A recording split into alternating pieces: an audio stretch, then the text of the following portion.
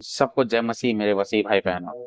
आज फिर एक बार इस वीडियो के माध्यम से एक बहुत ही अच्छा टॉपिक आज फिर एक बार आपके सामने लाया हूँ। और दोस्तों, आज का जो विषय है वो है मती 5 का 5, क्योंकि मैं मती 5 का 3, मती 5 का 4 और आज जो मैं करूंगा मती 5 का 5, जिसका अध्ययन मैं आज करने वाला हूँ। ये जो मत्ती के 5वां अध्याय जो ये चैप्टर है, ये आपको मालूम होगा, ये यीशु का पहाड़ी उपदेश है, जो यीशु ने अपने चेलों को पहाड़ में वहां पे शिक्षा दिया था कि धन्य है वे जो मन के दीन है, जो मत्ती 5 के 3 में कहता है। फिर 4 में कहता है कि धन्य है वे जो शोक करते हैं, मत्ती 5 का 4। और आज जो मैं आपको बताने वाला हूँ वो है मत्ती 5 का 5। आइए देखते हैं क्या लिखा है कि धन्य है वे जो नम्र हैं। तो यहाँ पे जो शब्द आया है नम्र शब्द, तो यहाँ पे हमको देखना होगा कि यहाँ जो नम्र का शब्द आया है इसको इंग्लिश में देखिए, कई कई इंग्लिश में जो इंग्लिश वर्जन आती हैं, क्योंकि आप अगर हिंदी ट्रांसलेशन पढ़ते हो तो कई बार ऐसा देखा गया है कि कुछ स्पेलिंग्स या उच्चारण जिसको कहते हैं उसमें थोड़ी मिस्टेक दिखाई देती है। वचन गलत नहीं है, वचन एज इट इज सही है, लेकिन ये हमारे पास कॉपीज है, तो जब ट्रांसलेट किया गया है तो ट्रांसलेशन में कुछ मिस्टेक्स आई हैं। उसकी उसकी वजह से हमको ग्रीक हो चाहे अन्य जो इंग्लिश वर्जन्स हैं उसको रीड करना पड़ता है। जब हम आपस में मैचअप करते हैं तब जाके एक वचन का मीनिंग उसका निकल के आता है। तो हम देखते हैं कि जो मत्ती 5 के 5 में हिंदी में जो नम्र शब्द आया है वो कुछ कुछ इंग्लिश ट्रांसलेशन में तो आया है आपका मीक, MEEK मीक, और कुछ इंग्लिश ट्रांसलेशन में आया है आपका जेंटल, और एक दो में ही आया है हम्बल। ऐसा लगता है कि ये जो 3 शब्द है अगर इसको डिक्शनरी में देखोगे, टाइप मतलब आप सर्च करके, तो आपको ऐसा लगेगा कि ये तीनों का जो अर्थ है लगभग आपको सेम नजर आएगा। ऐसा लगेगा कि ये तीनों लगभग सेम है, लेकिन नहीं, ये तीनों सेम नहीं है। लगता सेम है लेकिन कुछ डिफरेंस इन तीनों में, इन तीनों के आपस में कुछ डिफरेंस है, वही मैं आज आपको बताने वाला हूं।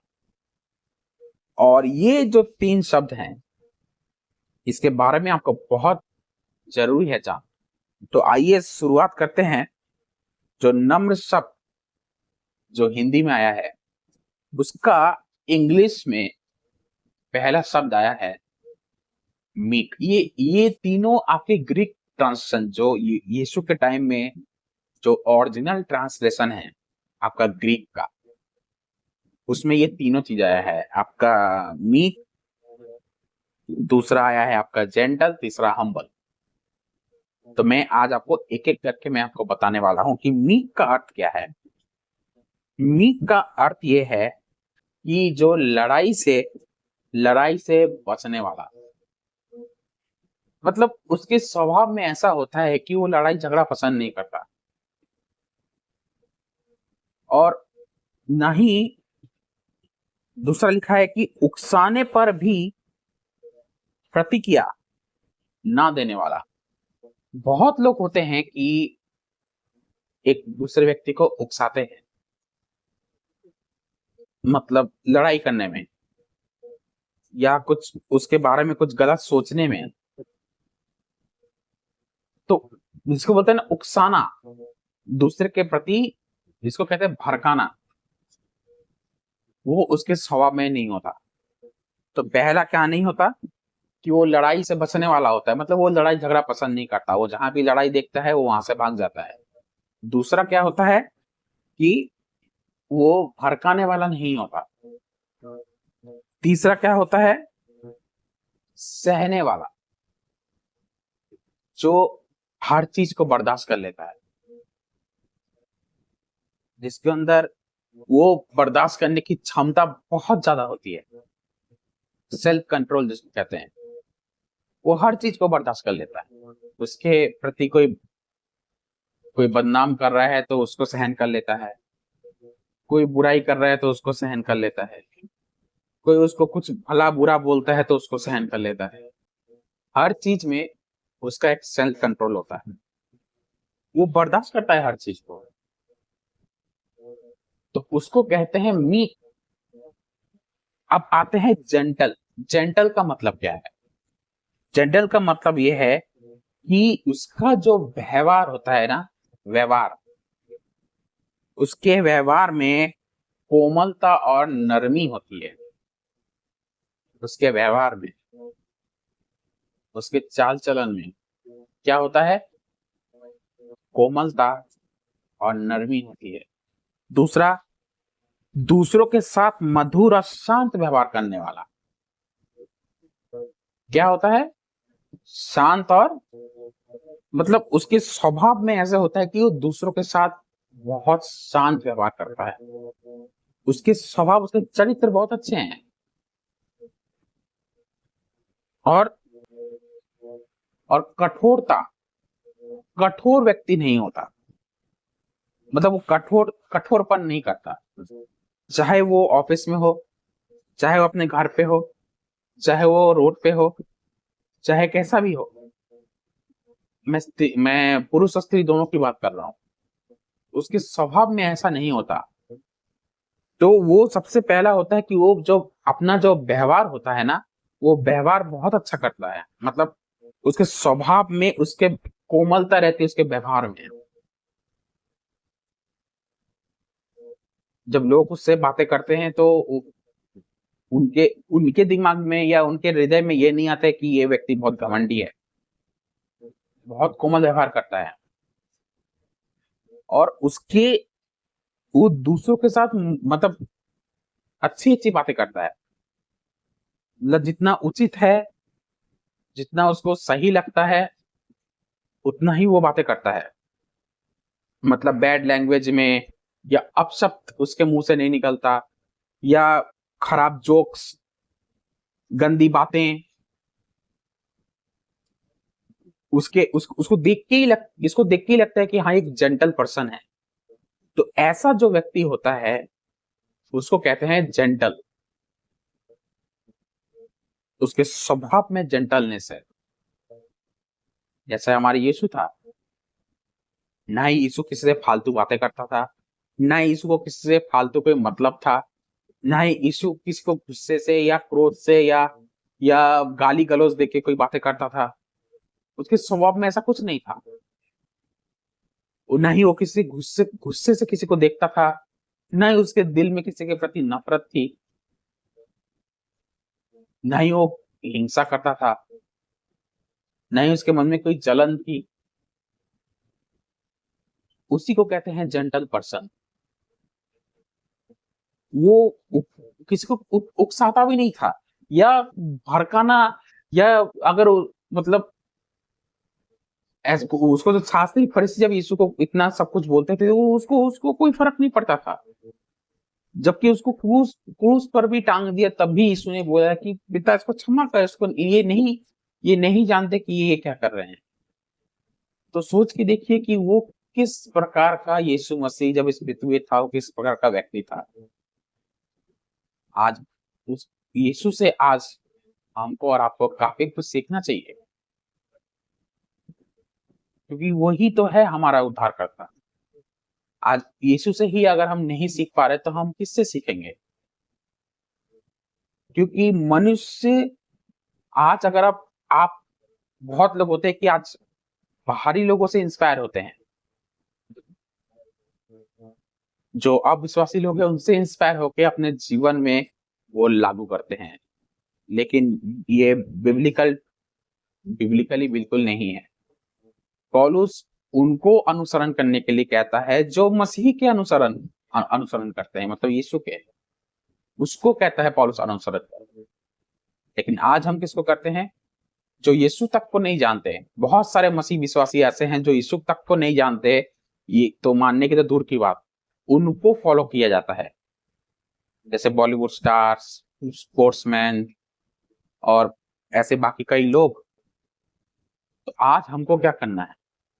आज हमको उस मसीही का जो हमारा उद्धार करता है, जिसके लिए आज हम जी रहे हैं, जिसने ये दुनिया बनाई है, आज हमको उसका अनुसरण करना है, ना ही किसी व्यक्ति का, और खास करके उनका तो बिल्कुल नहीं जो यीशु को नहीं जानते हैं। अब आते हैं कि जो हम्बल, अब हम्बल का मतलब क्या होता है? हम्बल का मतलब ये होता है जो व्यक्ति अपने बारे में ऊंचा नहीं सोचता। दूसरा, घमंड रहित होता है, मतलब उसके अंदर कोई घमंड नहीं होता, चाहे किसी का भी घमंड हो, स्पिरिचुअली हो या फिजिकली हो, घमंड नहीं करता। तीसरा, दूसरों को अपने से अच्छा समझता है या बड़ा समझता है या अधिक महत्वपूर्ण समझता है अपने से। ये है हम्बल का परिचय, इसको कहते हैं हम्बलनेस। हम्बल व्यक्ति वही होता है, उसके कितना भी वो पैसे वाला हो, कितना भी वो उसके पास पावर हो,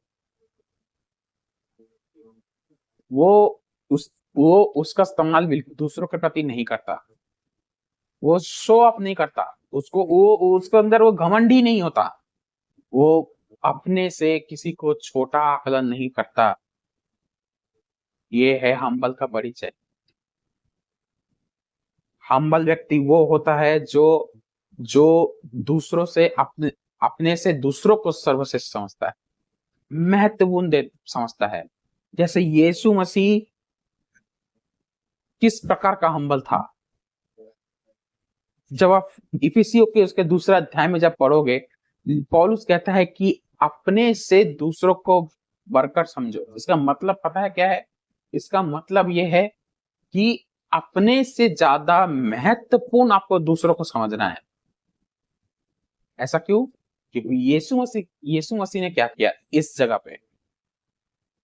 इस जगह पे यीशु मसीह ने यह किया कि जिस क्रूज पे आज हमको और आपको चढ़ना था, जिस क्रूज पे हमको अपने पाप का बोझ उठाना था, लेकिन यीशु ने क्या किया वहां पे? पिता परमेश्वर ने कहा कि अगर यीशु नहीं मरता तो आज आपको और हमको मरना पड़ेगा। लेकिन यीशु ने क्या कहा? उसने अपनी जान की फिक्र नहीं की, उसने हमारी हमको महत्वपूर्ण दिया। उसने नहीं, मैं मरूंगा इनकी जगह, इनके पापों का बोझ मैं उठाऊंगा। इसी को कहते हैं कि अपने से दूसरों को महत्वपूर्ण समझना, बेहतर समझना। यीशु परमेश्वर होकर भी अपने आप को ऐसा शून्य किया कि वो एक दास बन गया, दास जिसको कहते हैं गुलाम। काफी कुछ एग्जाम्पल्स हैं यीशु से सीखने के लिए, लेकिन आज जब यहां यीशु के चरित्र की बात आती है तो यीशु उस चरित्र को हम फॉलो नहीं करते हैं, नहीं हम एक्सेप्ट करते हैं उसको। यीशु जैसे हमको मिनिस्ट्री तो चाहिए होता है, यीशु जैसी सेविकाई चाहिए होती है, यीशु जैसे भी लोगों की भीड़ या फेमस, ये सब कुछ हम चाहते हैं। लेकिन जहां बात आती है यीशु जैसे कैरेक्टर की, उसके चरित्र को फॉलो करने की, उसके जीवन को फॉलो करने की, वहां पे हम सरेंडर हो जाते हैं। वो एक्सेप्टेबल हमारी लाइफ में नहीं हो। तो यही तीनों चीज, जेंटल, मीक और तीसरा हम्बल, ये तीन कैरेक्टर जिसके अंदर होता है वही सच्चा मसीह है। उसका चरित्र सच्चा मसीह की तरह है। ये तीन चीज अगर आप चाहते हैं, क्योंकि आगे की लाइन जो मत्ती 5:5 के आगे की लाइन में जो लिखा हुआ है कि धन्य है वे जो नम्र हैं, क्योंकि वे पृथ्वी के अधिकारी होंगे। अगर आप अधिकारी होना चाहते हैं तो ये तीन आपके स्वभाव में होना चाहिए। पहला मीक, दूसरा जेंटल, तीसरा हम्बल। ये तीनों का मैंने आपको विस्तार से बताया, इन तीनों का अर्थ क्या है। तो सबसे पहला आज आपको ये जानना पड़ेगा कि नम्र किसको कहते हैं। यही है नम्रता का पहचान। तो मत्ती 5 में जो नम्र का जो वर्ड आया है, वो नम्र उसको हम्बल तो है ही, लेकिन ये भी कैरेक्टर इनके अंदर इंक्लूड होता है। ये मत्ती 5 में एक पहला मीक, दूसरा जेंटल, तीसरा हम्बल। ये तीनों लगता एक है, लेकिन इसके मीनिंग थोड़े अलग हैं। तो इसको आपको समझना आपको बहुत जरूरी है। तो इस वीडियो को अगर पसंद आए तो लाइक और सब्सक्राइब जरूर कीजिए इस चैनल को, और इस वीडियो को लाइक करना और इस वीडियो को शेयर जरूर करना। चलिए दोस्तों, अपना ख्याल रखें, मिलते हैं नेक्स्ट वीडियो के साथ, तब तक जय हिंद।